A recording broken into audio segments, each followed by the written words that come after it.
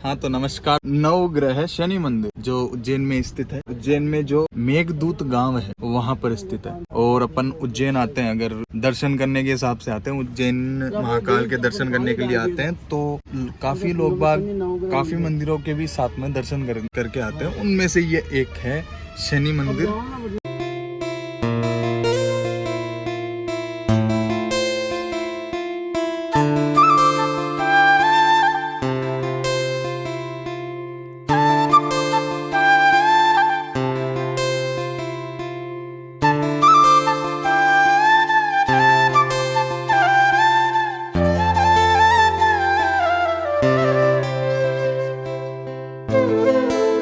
पंडित जी, आपका नाम? जितेंद्र बैरागी, नवग्रह शनि मंदिर पुजारी। आप मुझे बताओगे महत्व क्या है? ये जो मंदिर है राजा विक्रमादित्य के समय का मंदिर है। राजा विक्रमादित्य को जब 7.5 लगी थी, उनको अनेक कष्ट भोगना पड़े, हाथ पांव कटा दिए गए, सोने का कलंक लगा, राजपाट चला गया। जब 7.5 समाप्त हुई तो राजा विक्रमादित्य के ऊपर शनि महाराज प्रसन्न हुए। प्रसन्न होकर राजा विक्रमादित्य को बोला कि मांग क्या वरदान मांगता। राजा विक्रमादित्य के मन में एक विचार था कि क्योंकि मैंने जीवन काल में कभी भी अनिष्टकारी कार्य नहीं किया, फिर भी शनि की जब दशा आई तो मुझे इतना परेशान होना पड़ा। ऐसा मुझे एक प्रश्न है प्रभु, आप बताइए। किससे पूछा था? शनि महाराज से। तो शनि महाराज ने उनसे बोला राजन, ऐसा नहीं है कि मेरे कारण तुमको कष्ट हुआ, तुमने अच्छा कार्य भी ग्रहों के कारण ही किया, और जो दंड भोगा वो भी ग्रहों के कारण। हम ग्रहों का जो नियम है वो संसार में किसी की भी उत्पत्ति होती है, उसके अनुसार उसके जीवन काल के अंदर कुंडली में हम जिस तरीके से जन्म के समय में विराजमान हो जाते हैं, तो जीवन काल के अंदर हमें वही कार्य करना पड़ता है जैसा हम कुंडली पे विराजमान हैं। तो तुम अच्छे बने क्योंकि तुम्हारी कुंडली में राजयोग था, इसलिए तुम राजा बने।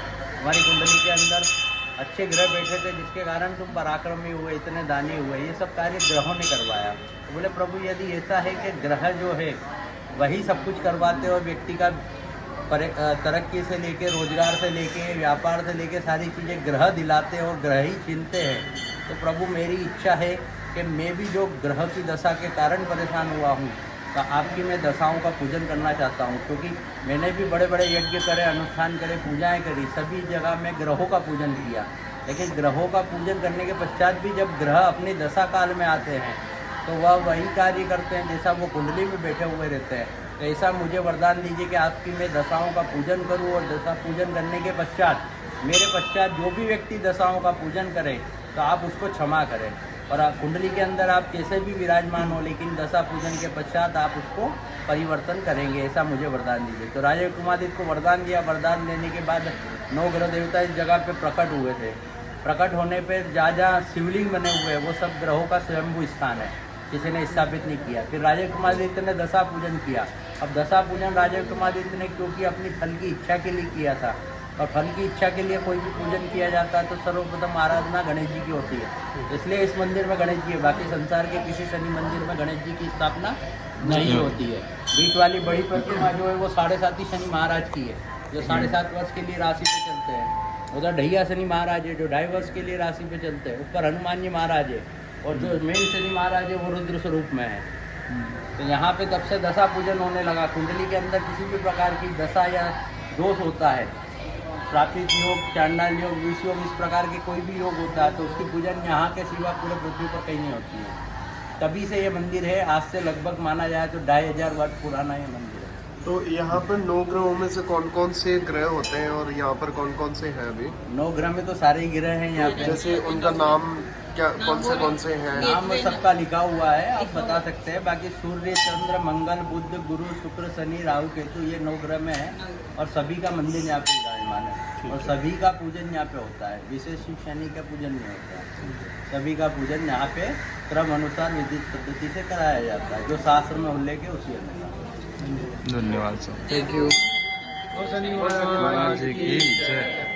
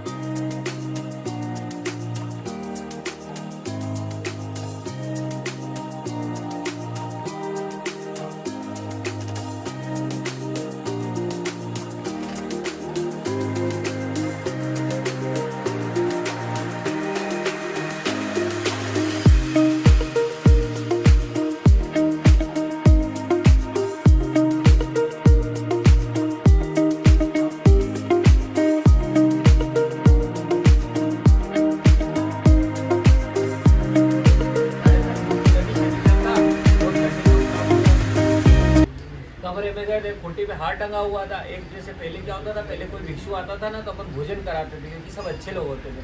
आज के समय ये कलयुग है, पहले का थोड़ा सा 600-700 साल पहले ही लोग कोई आता था अपने घर में तो अपन अतिथि का मान सम्मान रखते थे। तो उन्होंने भोजन कराने के लिए भोजन करा दिया, तो हार टंगा हुआ था खूंटी पे हीरे का, एक एक भोजन का निवाला खाए और एक एक मोती गायब होता जाए। तो राजा को वहाँ से चोर साबित कर दिया और राजा को वहाँ से भगा दिया। बोले तू चोर है, उसने बोला मैं सम्राट हूँ। बोले आप कोई सम्राट नहीं, आप चोर हैं। जैसे राजा को वहाँ से भी भगा दिया गया। राजा को बहुत दुख प्राप्त हुआ। वन में राजा का इतनी बहुत छवि हुई, जानवरों में हाथ पाँव काट दिए थे, नोच दिए थे। इससे राजा को दुख प्राप्त हुआ 7.5 में। फिर राजा प्रार्थना करता शनिदेव, राजा को समझ में आता है कि शनिदेव ने ही करा है। फिर राजा को धीरे धीरे राजा का समय और खराब होता है। फिर राजा प्रार्थना करता है शनिदेव पे, हे शनि भगवान मुझसे जो पाप हुआ है, जो कष्ट मुझे आप दे रहे हैं वो दीजिए, लेकिन मैं मेरे न्याय पे अडिग हूँ। ये मेरी कुल देवी का न्याय था। कि शनिदेव को उन पर दया, शनिदेव उनको दर्शन देते हैं, हे राजन ये तेने जो मेरा न्याय करा है ये गलत न्याय करा है आपने। तो उन्होंने कहा ये मेरी कुल देवी माँ का न्याय है, ठीक है, ये मेरी कुल देवी माँ का न्याय था, इसलिए मैंने ये न्याय किया है, मैंने मेरे मन से निर्धारित नहीं किया है। और अगर आपको ऐसा है तो फिर शनि देवता खुश होते हैं। बोले राजा इतना दुख प्राप्त होके भी अपने वचन से अडिग है, तो राजा उनको फिर वैसे की तरह वापस धन धान्य से युक्त करता है और अपने उज्जैन नगरी की ओर राजा को फिर वो रास्ता मिल जाता है उनके घर की ओर जाने का, ठीक है साहब। तो घर की ओर राजा आ जाते हैं। जब राजा आ जाते हैं घर की ओर तो फिर राजा को शनि भगवान दर्शन देते बोलते हैं, हे राजन तेने जैसा कष्ट झेला है ऐसे हर कोई यह कष्ट नहीं झेल सकता। तो इसके लिए भी हमें यहाँ त्रिवेणी का संगम होता है, 3 नदियों का संगम होता है। तो बोले वहाँ पर मेरा आप पहले एक स्थान है प्राचीन है, यहाँ पे और एक प्राचीन स्थान मंदिर बनाओ और यहाँ पर जो भी 7.5 की पूजन, नवग्रह शांति, शनि देवता की पूजन जो भी कराएगा उसको शनि देवता के समस्त रोग दोष से मुक्ति मिलेगी। फिर राजा ने शनि भगवान की कृपा से यहाँ पे मंदिर बनवाया और विधि विधान से इसका पूजन करवाया और इसका प्रतिष्ठान करवाया। ये मंदिर अपना 2000 साल पुराना मंदिर है ना सब। ऐसे राजा ने यहाँ पर शनि भगवान का स्थान दिया और पूजन किया। फिर राजा समस्त सुख भोग कर वैकुंठ को प्राप्त हुआ। श्री शनि भगवान की जय। अच्युतम केशवम राम नारायणम, अच्युतम केशवम राम नारायण, श्री कृष्ण दामोदरम श्रीवासुदेवम हरे, श्रीधरम माधवम गोपिका वल्लभम, श्रीधरम माधवम गोपिका वल्लभम, श्री जानकी नायकम श्री रामचंद्रम भजो, श्री जानकी नायकम श्री रामचंद्रम भजो। मोर मुकुट बंसी वाले की जय, चिंतामन गणपति महाराज की जय, श्री शनि भगवान की जय, राजा विराज महाकाल महाराज की जय, हर सिद्धि मैया की जय, शिप्रे महारानी की जय।